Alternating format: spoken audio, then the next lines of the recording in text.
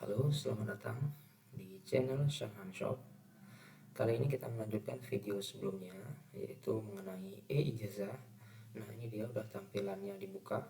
Ya, silahkan Bapak Ibu ketikkan saja di Google e-ijazah, lalu login menggunakan akun Perpalnya. Ya, ini dia sudah saya login. Ada pemberitahuan mengenai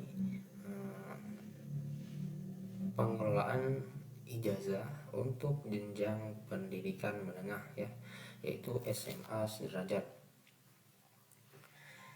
Nah, pada tanggal 5 sampai 27 Mei, ya, seluruh proses mulai dari penetapan kelulusan hingga persetujuan SPTJM dapat dilaksanakan pada periode waktu tersebut, ya.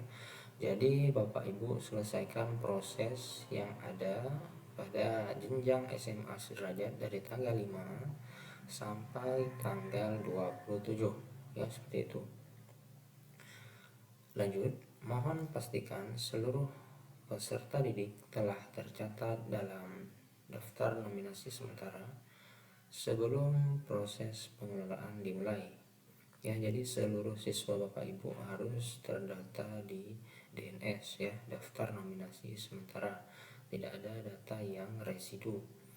Daftar penomoran ijazah dapat diakses paling cepat 3 hari setelah SPTJM disetujui. Ya, ini dia perlu digarisbawahi. Setelah kita ajukan SPTJM, itu yang meng-ACC menurut saya, ya, itu OP dinas ataupun orang dinas, ya. Jadi setelah di ACC, atau kalau di SMA itu mungkin provinsi kali, ya. Lanjut, dalam rangka optimalisasi pelaksanaan penetapan penerimaan ijazah pada pendidikan menengah, maka simulasi pada pendidikan dasar akan ditunda sementara. Akses simulasi akan kembali dibuka tanggal 13 Mei hingga H-2 penetapan kelulusan. Jadi untuk simulasi pendidikan dasar yaitu SD pada tanggal 13 sampai H- itu bisa dilakukan simulasi, ya, dari mulai tanggal 13 sampai H- penetapan kelulusan. Ya, berarti tanggal berapa nih? Ya, cari sendiri. Nah, lalu pemeliharaan sistem itu dilakukan setiap hari WIB jam 5 sampai jam 7. Ya, ini notifikasi muncul pada saat kita buka aplikasi e-ijazah. Coba kita klik iya mengerti. Nah, ini dia tampilan daripada sekolah saya. Menu beranda ini menampilkan, ya, peran satuan pendidikan. Di sini nama kepala sekolahnya, status sekolahnya, di kecamatan mana. Nah, ini dia DNS, kelulusan, SPTJM, DNT, serta penomoran.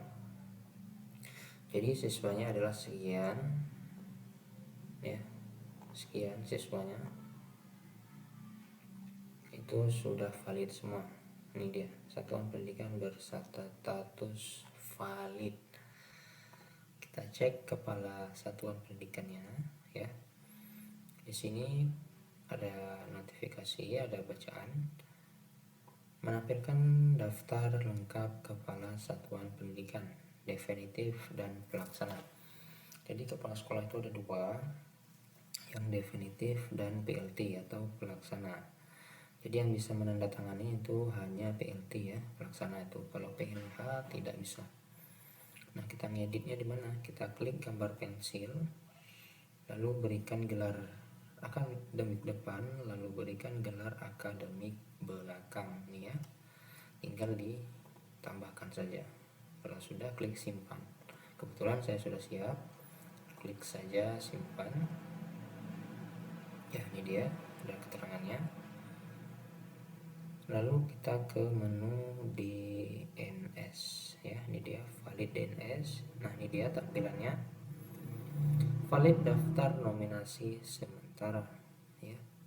Nanti kita akan belajar bagaimana, bukan belajar sih, bagaimana cara sampai selesai dari valid DNS ya.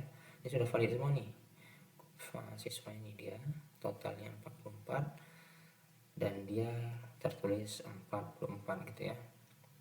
Cara ceknya di sini dia data DNS. Lalu berikutnya penetapan kelulusan ya, kita klik belum ditetapkan ya, nanti tinggal diluluskan semua jika itu lulus ya. Ini dia cara cepatnya.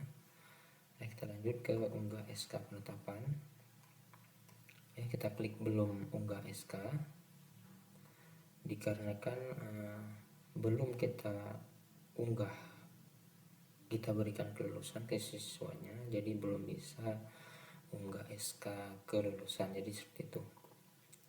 Nah, kapan-kapan kita buat lagi videonya mengenai unggah SK kelulusan dan unggah SK penetapan kelulusan. Terima kasih, itu saja. Assalamualaikum warahmatullahi wabarakatuh.